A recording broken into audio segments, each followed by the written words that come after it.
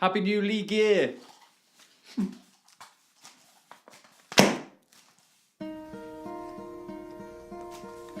Hello, darkness, my old friend. I've come to talk with you again. Can't believe that just broke. Hey, happy new league year. So it's only about 6 months till football. So we're just going to have to do lots more shows like this to keep us busy, okay? But today I'm going to go through all of the free agency moves within the quarterbacks, okay? So there's been free agency moves everywhere. And I don't want to have to go through every single one because that would be boring. But I'm going to go through the trades and free agency moves of the quarterbacks so we understand where the quarterbacks are. It's important to know where they're at. I'm going to talk about the Cleveland Browns and how incredible they suddenly look. And I'm going to show something which I can't believe I haven't seen before. But it's a cool grid that I saw on Twitter, which explains basically every team's strengths and weaknesses. So, quarterback moves. Kirk Cousins, once of the Redskins, moved to the Vikings, okay? The Vikings then shipped out 3 of their quarterbacks, okay? So, they shipped out Sam Bradford to the Cardinals. The Cardinals also picked up Mike Glennon from the Bears, okay? So they have Bradford and Mike Glennon. Bradford's knees are not good at all, so it's good that they've got a good backup quarterback in Glennon, okay? Case Keenum went from the Vikings to the Denver Broncos, okay? Also, the Vikings did a trade with the Broncos to get Trevor Siemian back the other way to be Kirk Cousins' backup, okay? Bear with me because I'm going to do all this on memory. He's their backup. And then Teddy Bridgewater went to the Jets. And also the Jets re-signed Josh McCown, who is also a free agent this preseason. Looks like the Jets are probably going to go and get a quarterback in the draft, okay? From there, you have AJ McCarron, who went to the Bills, because the Bills traded away Tyrod Taylor to the Browns, and the Browns traded away DeShone Kizer to Green Bay to be Aaron Rodgers' backup, okay? I'm doing well. Drew Brees re-signed with the Saints. All good fun. I'm missing one. It's right at the top. Okay, Alex Smith. Alex Smith replaced Kirk Cousins in Washington, came from the Chiefs, but the Chiefs don't need another quarterback. They got Patrick Mahomes, who they picked up in the first round of the draft in 2017. So he had a season behind Alex Smith, learning the ropes.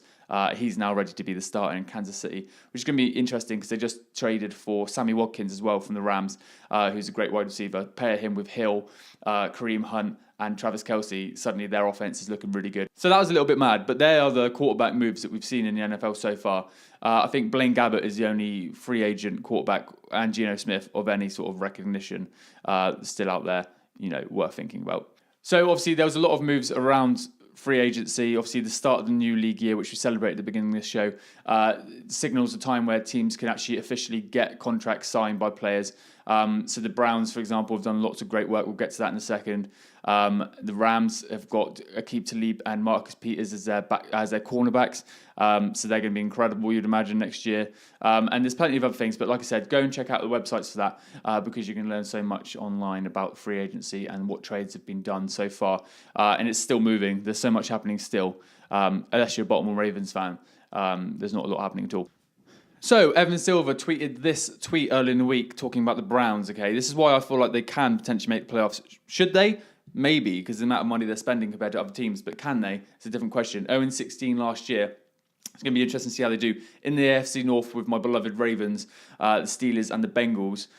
So really not a difficult division. The Steelers are obviously going to be up around the top. And really, second place is up for grabs. The Bengals and Ravens are sleeping at the moment. So a great time for the Cleveland Browns to be pushing on. Also traded on the defensive side of the ball for Demarius Randall from Green Bay, cornerback. He's only into his 3rd year in the NFL. So great potential there as well. They traded for a defensive lineman and an offensive lineman as well. But getting into their skill positions on offense, Evan Silver, like I said, just going through their skill position corps. They got Tyrod Taylor at quarterback, who they traded for. Carlos Hyde at running back, and Duke Johnson, who's a great pass-catching running back. Josh Gordon, who got back from a drugs ban last year towards the end of the season. He was missing for 2 years, came back, was fantastic. Was fantastic before he got banned as well. Jarvis Landry, who they traded from Miami. Corey Coleman, who they picked in the draft in, I think, 2016 or maybe 2015. I think it's 2016 in the first round. He's had some injury problems, but a great wide receiver. And then David Njoku, the tight end, who, again, has a lot of promise and potential. So really, if you're looking at that team, they still have picks number 1 and 4 in the draft coming up, where they could still get Saquon Barkley number 1, or quarterback at number 1 to go alongside Tyrod Taylor to get better. Like, they have a lot of potential. They have a lot of power with the draft picks they have. So it's going to be really interesting to see how they do. So the Browns went 1-15 the year before last, and then last year went 0-16. And it's great having a good team. It's great having new personnel, but a mentality goes through the whole team, I believe. And that's a winning mentality or losing mentality. So the fans, the board, the people in the city, it's going to take a lot to change that. And I think winning 7 or 8 games in the NFL is a lot harder than it may seem when you look at players on paper. So for me, I don't know whether they're going to make it to playoffs, but there's a lot of hype around them. And to be fair, if you look at that offensive skill position depth, it is unbelievable. And like the wide receiver corpus itself is going to be really interesting to watch. And I think everyone's happy, even if they're rivals to a team you support, I think everyone's happy that the Browns are turning it around. This time of the season is just so good. I absolutely love it. And I think the off-season, rivals is the main season for me. Obviously, I'm looking forward to seeing games and, all that comes along with that, fantasy football and things like that. But I love this sort of time. It's excitement. You're looking at your team, wondering who you need to get, the cap space. Players are getting cut all around the place to make cap space to get other players. So it's really interesting. You do really understand it as a business, though. It's terrifying. The amount of players that just get cut because they need the money. Even though that player's been loyal and things like that, it is quite hard to see the Green Bay, Jordy Nelson being cut from them. It's brutal. It's brutal. Okay, so this grid thing I've been talking about was tweeted by a guy who works at ESPN called Mike Clay. So he's at Mike Clay NFL. And it's a grid that shows you the sort of depth, the quality of depth of each position in a team. And then it puts that team in an order. So if we just go up to Philly at the top, it says, so quarterback, they have a rating of 3.4, and that goes for starter and backup, I believe, okay? And then running back, 2.1, wide receivers, 2.7, tight end, 3.6, offensive line, 4.0, which I think is the highest ranking. Looking at it now, 4.0 is the highest ranking, yes. So offensively, apart from running back, which is still not in the red, they're very strong. Obviously, clearly Super Bowl winners. Interior line, 3.4. Edge, 4. So it's extremely high again. Linebackers, 3.5. Cornerbacks, 2.1. And safety, 3.1. So their total overall position is number 1, 3.2, which is, is substantially higher, actually, than the next team. Offense isolated is 1.7, third in the league. And the defense isolated is 1.5, second in the league. So if you look at that, Philly's team is ridiculous. Makes sense because their cap space is actually very low. They're investing in their team heavily. This week, again, adding more defensive linemen. They have so many of them and they're all incredible. But they're all fresh because they can continually be rotating them during the game. So that's going to be interesting to look at next year. And then if you look at the bottom, you have New York Jets on 0.3 for quarterback. 1 on running backs, 0.6 for wide receivers, 0.0 on tight ends. Basically means they don't have one. Austin Seferian-Jenkins was a free agent. I don't know whether he signed for anyone. I should have checked that before the show. But yeah, it's the same as the Ravens wide receiver corps, 0.0. If you were a wide receiver reading that, you'd be gutted.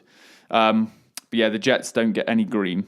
Their best position is interior lineman on 2.3. This might not float your boat at all, but I really enjoy things like this because I know how good the Ravens are because I've looked at them a lot. I look at articles, I watch their games, I listen to podcasts, but I don't necessarily know that about the Cardinals, and I don't know how good the cornerbacks are in the Seattle, for example. You kind of get an idea because the cornerbacks in Seattle were outrageous. As you're going into the season, you want to know the teams you're playing, the teams in your division, how your team's shaping up against other teams, and that sort of thing is really helpful. And it's not necessarily the easiest thing to find unless you're trawling through stats yourself and working it out. So that was at Mike Clay NFL. And I guess he does it himself because he says he's doing it as the offseason goes.